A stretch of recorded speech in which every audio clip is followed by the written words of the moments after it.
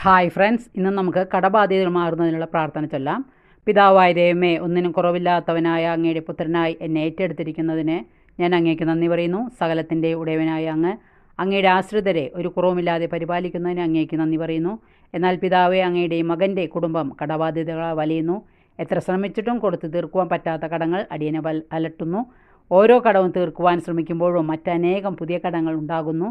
ജീവിതകാലം മുഴുവൻ ശ്രമിച്ചാലും അടിയന് ഇന്നുള്ള കടങ്ങൾ തീരുകയില്ല. യാചിക്കുവാൻ പോലും അടിയന് സാധിക്കുന്നില്ല. കർത്താവെ, ഈ സാഹചര്യത്തിൽ അങ്ങയുടെ സന്നിധിയിലേക്ക് എൻ്റെ കണ്ണുകൾ ഉയർത്തുന്നു. പിതാവ്, അങ്ങ് കനിഞ്ഞ് അങ്ങയുടെ കാരുണ്യം വർഷിക്കണമേ. അടിയൻ്റെ പാപകടങ്ങൾ ക്ഷമിക്കണമേ. കടം തന്നവരുടെ ഹൃദയങ്ങളിൽ അടിയനോട് അലിവ് തോന്നിപ്പിക്കണമേ. അടിയൻ്റെ സാമ്പത്തിക സ്ഥിതി വർദ്ധിപ്പിക്കണമേ. അങ്ങനെ കടബാധ്യതകൾ തീരുമാറാകുവാൻ പ്രാർത്ഥിക്കുന്നു. അങ്ങയുടെ പുത്രനായ യേശുവിൻ്റെ നാമത്തിൽ ഏകം കൂട്ടായ്മയോടെ ചേർന്ന് ഈ പ്രാർത്ഥനയും സമർപ്പിക്കുന്നു. ആമേൻ.